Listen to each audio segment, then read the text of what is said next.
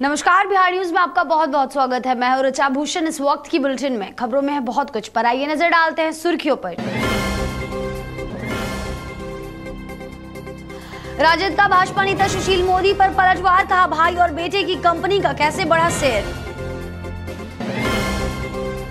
उप मुख्यमंत्री तेजस्वी यादव ने भाजपा नेता सुशील मोदी के द्वारा लगाए गए आरोपों का किया पलटवार, कहा मोदी आरोप प्रमाणित करे तो 50% डिस्काउंट पर दे दूंगा अपनी प्रॉपर्टी। तेजस्वी यादव के बयान पर बीजेपी नेता ने कहा उनकी संपत्ति हो उन्हीं को मुबारक और शुरू भाजपा द्वारा हुआ है तो अंत भी भाजपा ही करेगी। और बाबू वीर कुंवर सिंह के विजय दिवस के अवसर पर प्रदेश भर में याद किए गए बाबू वीर कुंवर सिंह।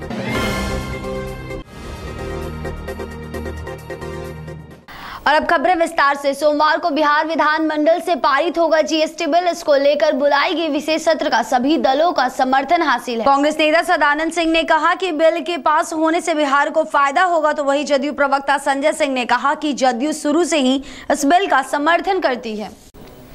उप मुख्यमंत्री तेजस्वी यादव ने भाजपा नेता सुशील मोदी के द्वारा लगाए गए आरोप पर पलटवार करते हुए कहा कि यदि सुशील मोदी लगाए गए आरोप को प्रमाणित कर देते हैं तो वो अपनी संपत्ति उन्हें 50% डिस्काउंट पर दे देंगे। वहीं तेजस्वी यादव ने कहा कि सुशील मोदी को कोई मुद्दा अब नहीं मिल रहा है तो वो नीच राजनीति पर उतरा है। वहीं तेजस्वी ने सुशील मोदी को चेतावनी भरे लहजे में कहा कि मोदी ने जिस राजनीति की शुरुआत की है हम उसका अंत उसी प्रकार से करेंगे।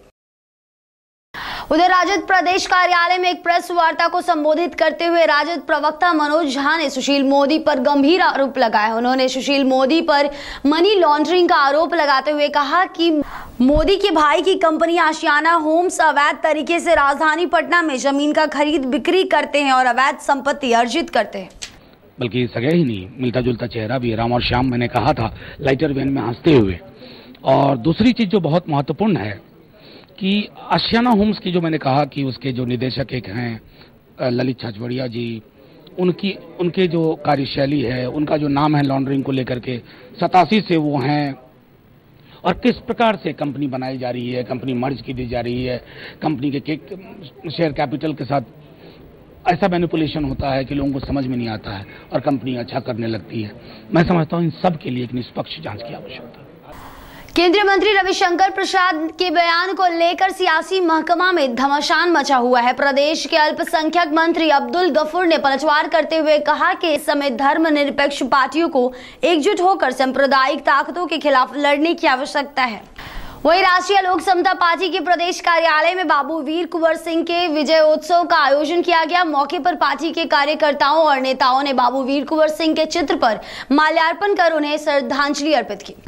आज हम लोग बाबू वीर कुंवर सिंह का विजयोत्सव मना रहे हैं। राष्ट्रीय लोक समता पार्टी सारे महापुरुषों का सम्मान करती है और श्रद्धा सुमन अर्पित करती है। राष्ट्रीय लोक समता पार्टी एक ऐसी पार्टी है कि सारे महापुरुषों को लेकर चलती है। बाकी सब पार्टियां हैं सिर्फ फॉर्मेलिटी निभाने के लिए करते हैं और बस सिर्फ।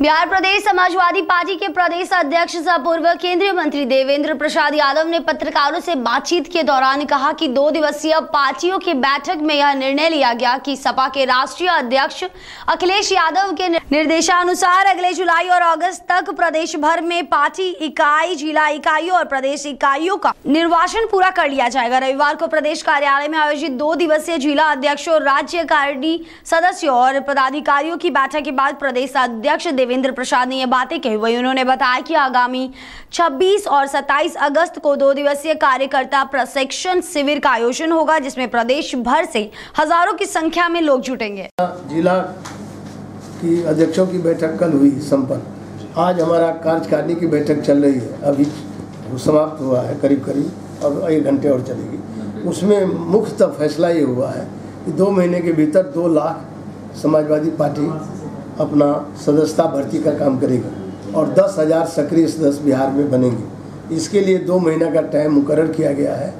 31 जुलाई तक सभी प्रारंभिक इकाई से लेकर और जिला इकाई तक का निर्वाचन हो जाएगा। पटना के स्थानीय होटल में क्रिकेट एसोसिएशन ऑफ बिहार के स्पेशल जनरल मीटिंग हुई, जिसमें बिहार के 38 जिला सीएबी की यूनिट ने तथा संघ के पदाधिकारी एवं सदस्यगण उपस्थित थे। बैठक में निर्णय लिया गया कि लोढ़ा कमेटी के सिफारिशों को ध्यान में रखते हुए सीएबी की अगले कार्यकारिणी का चुनाव और गठन सीएबी के अगले वार्षिक आम सभा में यानी 21 मई को किया जाएगा।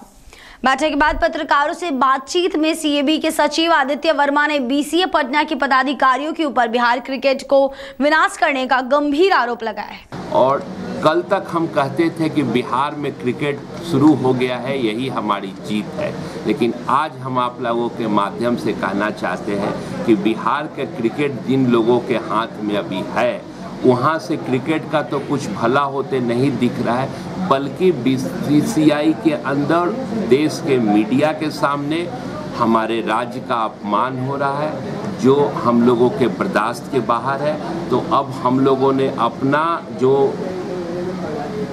थॉट था उसको चेंज करते हुए अब क्रिकेट एसोसिएशन ऑफ बिहार में फुल मेंबरशिप के अधीन काम करने के लिए आज से अपना मुहिम शुरू कर दिया है। इस वक्त की बुलेटिन में बस इतना ही। हमारी टीम को दे इजाजत। नमस्कार।